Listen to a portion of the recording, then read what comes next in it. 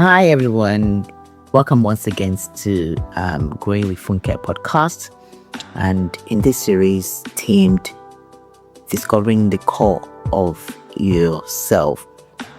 We talked about purpose last week, and today we're going to talk about personality. We talk about the fact that purpose is what gives directions to our existence.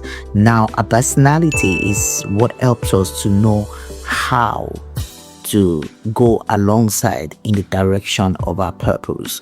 So what exactly is a personality? A personality is like a pay forward endowment that has been imbibed inside of us, that helps us to think, that helps us to make decisions, that regulates our day-to-day character, our day-to-day expressions about life, about circumstances, about situation. Right. So when we talk about personality, we're talking about the unique, wiring. We're talking about what makes you you, right? We're talking about the authenticity of your being and existence. We're talking about what qualities that has been given to you that makes you behave the way you behave, that makes you think the way you think, that makes you act the way you act. So personality, overall, it's a paid forward endowment that has been given to us. Okay, so what are some of the ways we can express personalities? When we talk about personality, we know are very common, expressions like, oh, you're an extrovert. And what you will see over the extrovert is probably seeing that person very jovial, very open, that person speaks and very conversational, right? Lit up the room. They're very loud. You're seeing them. They sometimes very outspoken, right? And then we have people like the introverts. That's they probably are just the reserved one. They're not talking too much. They're trying to read the room. They're trying to understand the people that they are conversing with. Yeah. And on the other side, we also have personality traits that comes examples like, I'm a melancholy, I'm a pragmatic, I'm a sanguine, right? And everything about these different personality expressions have one way or the other of how they are being interpreted in our day-to-day life, right? So an understanding of my personality and how it helps me to live a life of purpose, or to live a life that embodied fulfillment is of utmost importance, right? Sometimes we have some personality that we don't need, and sometimes we have the one that we need, but we don't have. So having a good understanding of this is very important on how you maximize your existence, your living, your productivity, right? So now the first thing is, how do I even know exactly what I have and what I don't have?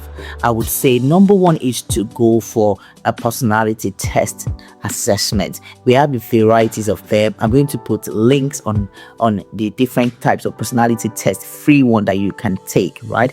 And that initial assessment actually gives you language and understanding of what your personalities are.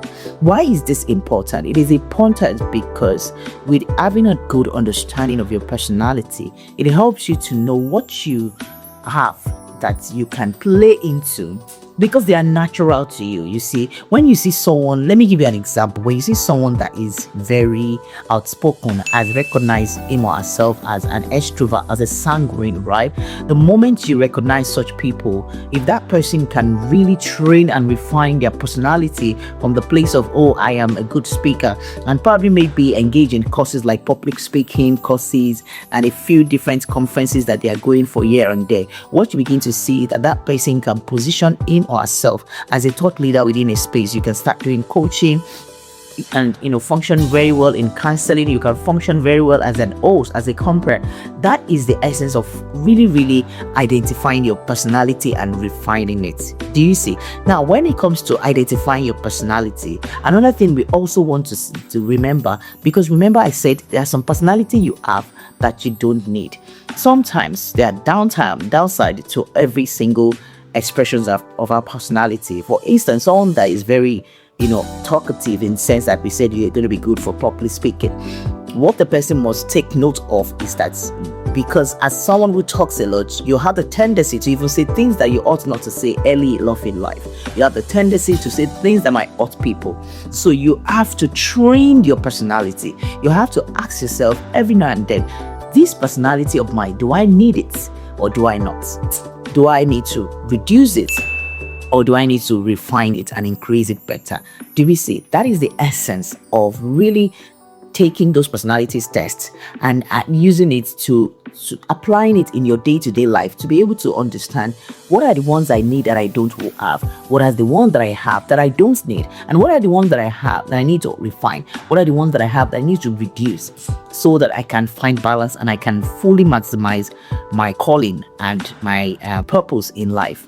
Do you see? So that's the essence of it. Now let's talk about how exactly am I able to really discover my personality. I've talked about the personality assessment. Another thing we could do is to naturally observe our tendency under stress and joy.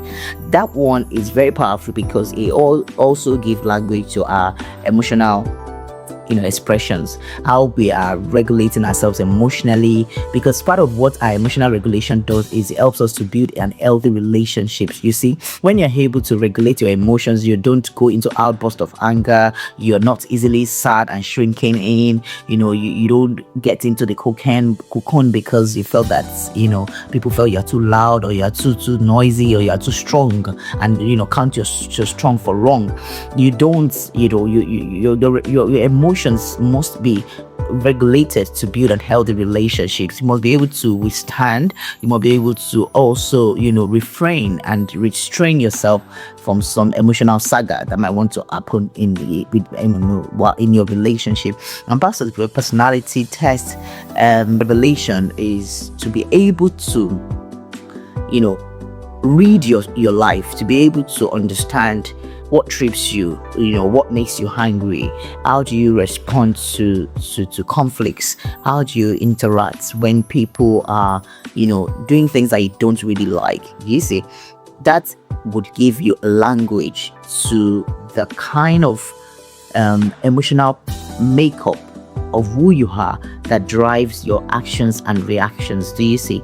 The next one is to identify your repetitive behaviors and traits.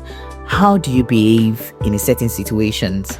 Identify it, write it down. That's why in identifying yourself, you must really do a lot of journaling and reflection. It is powerful.